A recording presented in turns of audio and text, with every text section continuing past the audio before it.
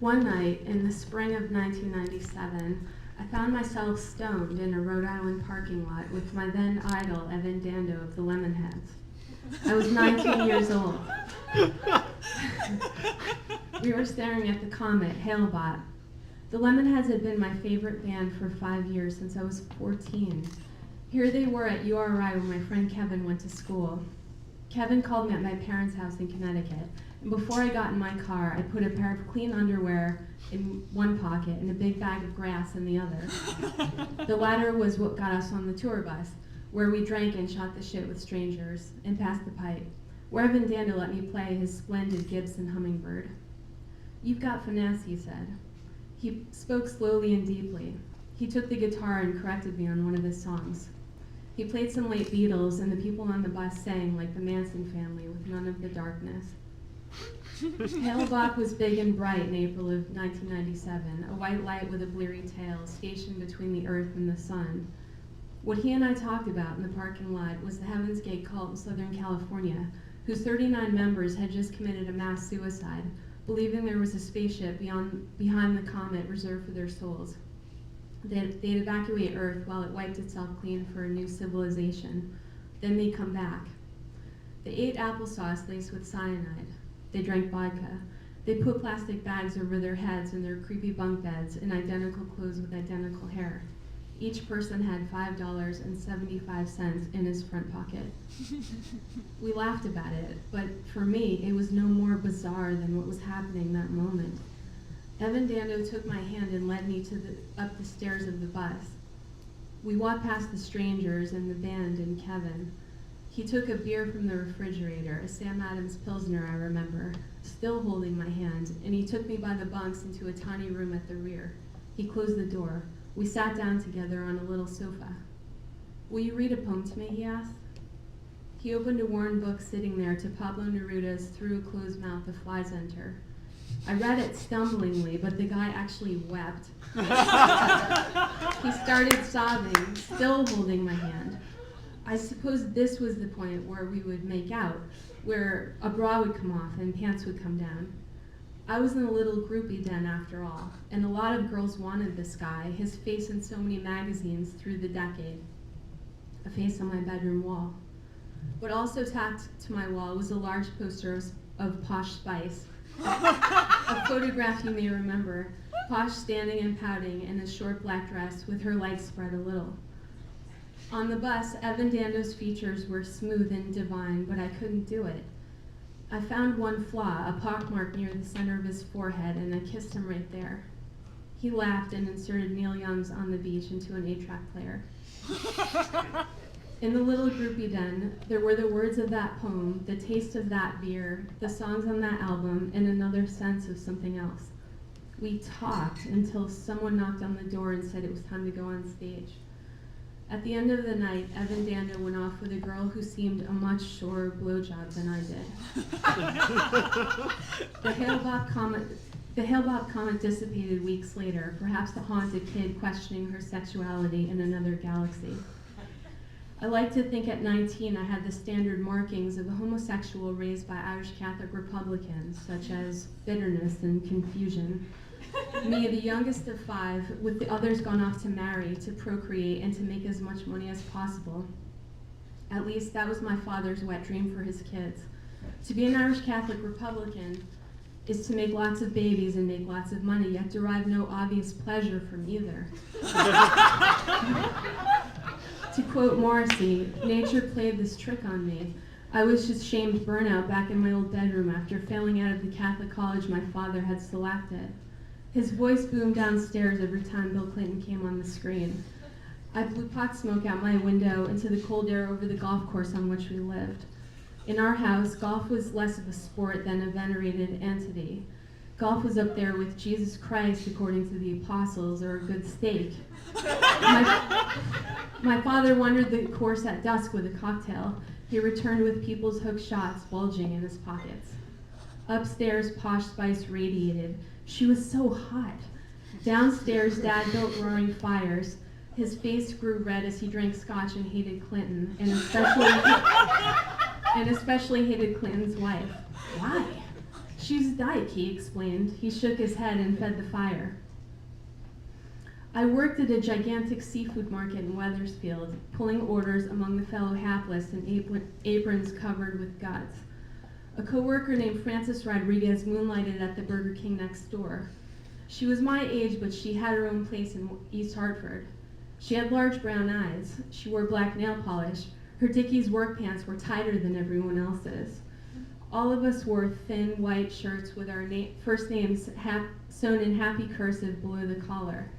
Frances Rodriguez's shirt was unsnapped almost to her black lace bra. She worked hard and she was transferred throughout the day from wholesale to retail to takeout.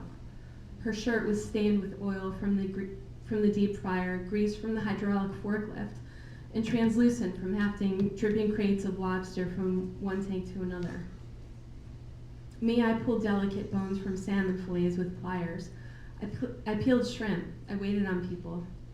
Unlike most of the workers in the back, Frances Rodriguez spoke English, and it was her I asked to help me when someone wanted live crab. Those crabs were feisty and aggressive, piles in crates with unbanded claws. The water was dark, and they took actual swings at you. Frances Rodriguez happily set down her deworming tool. She stopped in the middle of sawing the head off a halibut for me. She plunged her hands into the water for me and came up with 2 at a time. "Why are you scared?" she asked. "Because they're fast and ugly and they could break your finger." "You so silly," she purred one day, holding a writhing bag between us. "Why don't you come over tomorrow?" "Tomorrow? Okay," I said. My subconscious was muddled and hidden like the creatures in that murky water, yet alive with what I imagined to be a similar pervasive sense of doom. Frances Rodriguez opened the door in her Burger King uniform. Her apartment was new and sparsely furnished. She had to work at 6. It was a rainy afternoon in the fall. Jenny Jones had a panel of pregnant teens on the television. Frances Rodriguez rolled a joint on the coffee table, took a hit and passed it to me. "Why are you so silly at work?" she asked. "How come?" "I don't know," I said, inhaling. Then she ran her black nails through my hair.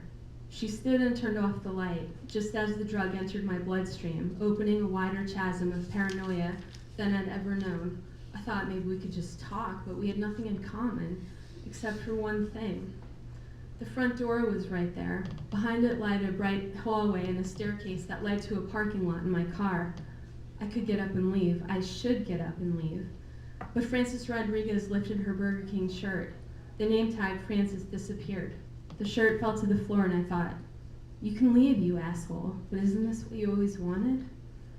In her bedroom, pants were yanked off and faces were slobbered on and rain slid down the window. Her plump brown thighs were before me. Then she said something in my ear in her Puerto Rican accent. "Don't be afraid to touch my pussy." Except that I was afraid and she knew it, so she touched me instead. My stomach and hip and arm. She slathered me for what seemed like hours, and it became clear she wasn't going to Burger King. I left her in bed and found my friend the front door. I sat in rainy rush hour traffic in Hartford. My high was gone. The 2 cents that rose for me would soon be scrubbed away after the beeline I would make to the shower, and I'd quit that job. I'd never see her again, I decided, for once grateful for the gridlock in that bleak, boring city. My mother prayed for me. Rosary beads were in her car and her purse on the nightstand. She clung to the beads and silently recited the novena. She lit candles at Mass. She wanted me to return to school. Her loopy, uncertain handwriting showed itself in notes to me each morning. Empty dishwasher, take chicken out of freezer, put clothes in dryer, call community college in Manchester. Okay, dear mother, I'll do it for you. World geography, American literature. I was trying to get the neurons in my brain to find each other again across the rivers of booze and clouds of smoke that polluted my synapses. I wanted my mother to forgive me for my trespasses, the ones she knew about and the ones she didn't. Drawing 1. Toward the end of the semester, the instructor calmly announced, next class, there would be a nude female model in the studio. When the day arrived, I chose the easel furthest from the platform. I set down my charcoal pencils and waited. The girl arrived and dropped her dress. She raised her arms and put her hands on her hips and posed. My classmates sketched diligently, and I tried to emulate them, but my renditions of this girl on paper were disproportionate and clumsy, warped. The knees were too high, and the arms too short, and the head too small. The teacher spoke of the dimensions of a perfect body. Do you think it's perfect? I wanted to ask him. For 3 hours, it may have seemed I was fretting over a shadow or scale, but it was nipples and thighs, delicate pubic hair, and all that young skin. It made me forget everything I'd learned. It was spring again, and the air was warm and sweet after class. It was dark outside. I got in my car. I was 20 years old now. Like a glitch in the brain, people tell themselves time is running out and that what's happening right now has never happened to anyone else, and nothing else will matter the way right now does. It's funny because we spend right now obsessing about the past and the future. But I had a brief moment of clarity before I drove home, which was that, for me, just about everything had yet to unravel. The world is expansive, I thought, and I'm terribly young. Somewhere, sometime in that future, I would have to fess up to those two people, Mom and Dad. The inevitable would become real. It blew my mind that this would happen. Would his scotch boil? Would the 9-iron bend? Would the rosary beads ignite? Would the bottles break? Would all the fucking Titleists he hoarded shake and split like atoms when they dropped the bomb? After I moved to Boston and finished school, I had another mild concern, which was that I might, at some point, fall in love with someone. It turns out the whole time I had all my fears out of order. Love was the worst thing that could happen. Love was horrific. It made me once again forget everything I'd learned. It flushed wisdom down the toilet and replaced it with one-dimensional foolishness, faster than one could say heartbreak. Love was what made me want to eat cyanide-laced applesauce and evacuate Earth while it readied itself for a new civilization. Love was far more worthy of my terror than Catholics, cults, comets, crabs, naked models, and Republicans. Even scarier than touching Frances Rodriguez, or not touching her and telling everyone.